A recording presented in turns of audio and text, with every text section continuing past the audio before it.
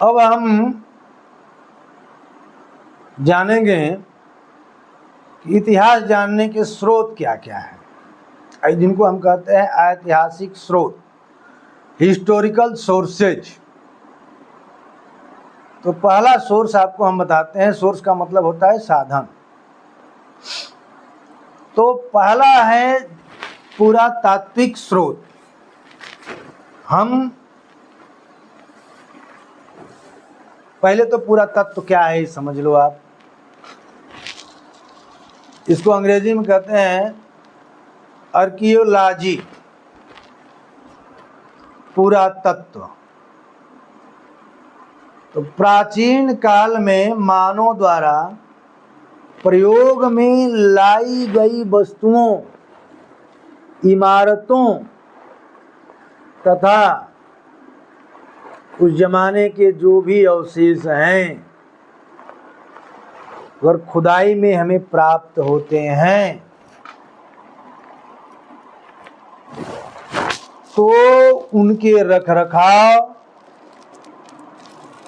और उसके अध्ययन के लिए एक विभाग बना है। उसी विभाग का नाम है पुरातात्विक विभाग। और जो अध्ययन करने का काम करते हैं उनको हम कहते हैं पुरातत्ववेत्ता। इसको इंग्लिश मीडियम वाले छात्रों के ध्यान में कहें तो the study of the remains of object and buildings used by humans in ancient time and their maintenance is called archaeology।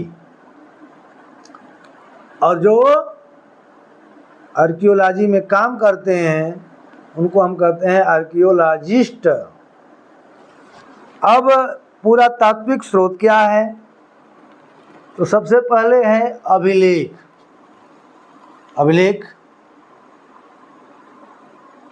दीवालों पर लिखा गया है, पत्थर की दीवालों पर अंकित किया गया है, ये अभिलेख है। खुदाई में प्राप्त सिक्के तथा मोहरें। आप लोगों को पता होगा कि जगह जगह पर स्तूप। स्तूप क्या है? बौद्ध मठ, बौद्ध गुरुओं के अवशेषों को, चाहे उनके राख को, चाहे उनके बाल को, चाहे उनके हड्डी को, जगह जगह पर रख करके वहाँ पर एक मठ बनाया गया है, उसको हम स्तूप कहते हैं। अशोक के काल में बताया जाता है कि 84,000 बौद्ध स्तूप बने थे। तो उनके जो अवशेष मिलते हैं उस जमाने के इतिहास के बारे में हमको बताते हैं। तो ये तो हो गए हमारे पुरातात्विक स्रोत। दूसरा स्रोत क्या होता है? साहित्यिक स्रोत होता है, जिसको हम कहते हैं लिटरेसी सोर्सेज। अब लिटरेसी सोर्सेज क्या है? धार्मिक साहित्य पहला उसमें आता है। लिटरेसी सोर्सेज में पहला नंबर पर आता है धार्मिक साहित्य। इसको हम बोलते हैं रिलीजियस या रिलीजियस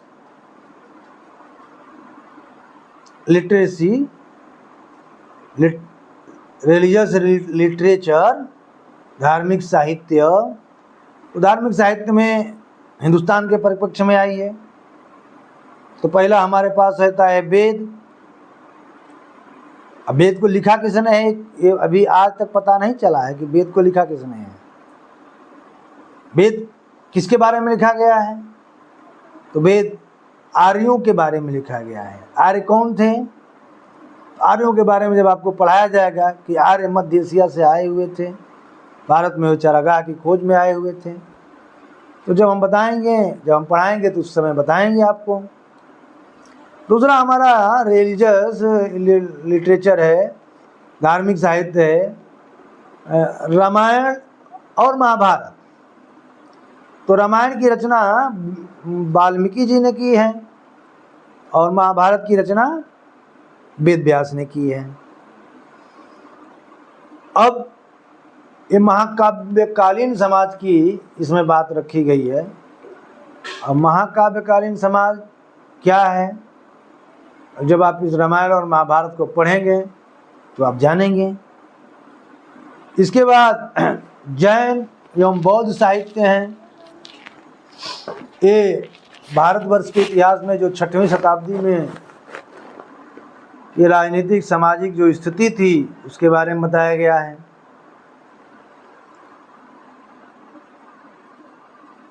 रामायण महाभारत में वाले पीरियड को हम कहते हैं epic period society. Jain and Buddhist literature वाले पीरियड और जातक स्टोरी वाले पीरियड में उस समय का पॉलिटिकल, सोशल और रिलीजियस सिचुएशन क्या था, ये इसके बारे में हमें पता लगता है धार्मिक साहित्यों से। रिलीजियस लिटरेचर से पता लगता है।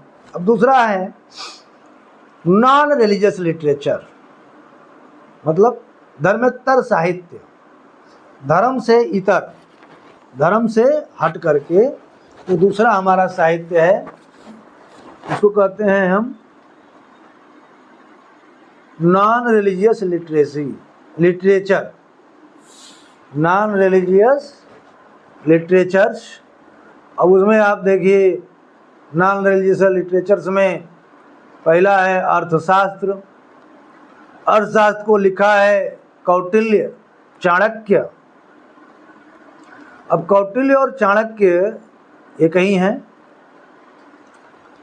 ये चंद्रगुप्त मौर्य के गुरु माने जाते हैं और इन्होंने जो अर्थशास्त्र लिखा है, अर्थशास्त्र नाम की जो किताब लिखी है, तो उनके किताब में मौर्यकालीन समाज की राजनीतिक, सामाजिक, आर्थिक एवं धार्मिक स्थिति का पता चलता है।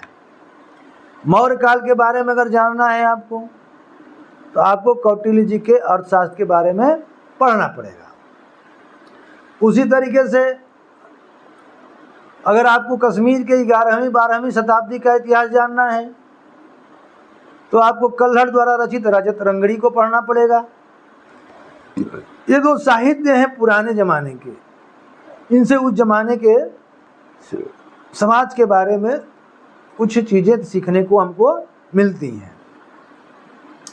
तीसरा साहित्य में आएगा विदेशी यात्रियों का वृत्तांत। भारतवर्ष में विदेशी यात्री भी आए हुए हैं जिनको हम आज राजदूत कहते हैं। तो पुराने ज़माने में भी राजदूत आते थे। चंद्रगुप्त मौर्य के ज़माने में मेगास्थनीज नाम का एक राजदूत आया था, यूनानी राजदूत, ग्रीक एम्बेसडर इसको बोलते हैं। तो उसने एक पुस्तक लिखी है जिसका नाम है इंडिका। तो उस इंडिका में उसने चंद्रगुप्त मौर्य कालीन जो समाज था उसके बारे में बताया है, उसकी झलक उसके किताब में देखने को मिलती है। दूसरा एक हमारे उस समय पुराने ज़माने में एक यात्रा पर आए हुए थे फाहियान। तो फाहियान एक चीनी यात्री हैं और ये आए थे गुप्त काल में, और इन्होंने गुप्त काल से संबंधित जो भी चीज़ें लिखी तो इनके ये विवरण से हमको गुप्त काल के बारे में जानकारी मिलती है। उसी तरीके से एक ह्वेन-त्सांग आए हर्षवर्धन के काल में। तो हर्षवर्धन के काल में जब ह्वेन-त्सांग आए तो इन्होंने जो अपनी पुस्तक लिखी है तो उससे उस समय के भारत के इतिहास के बारे में हमें जानकारी मिलती है।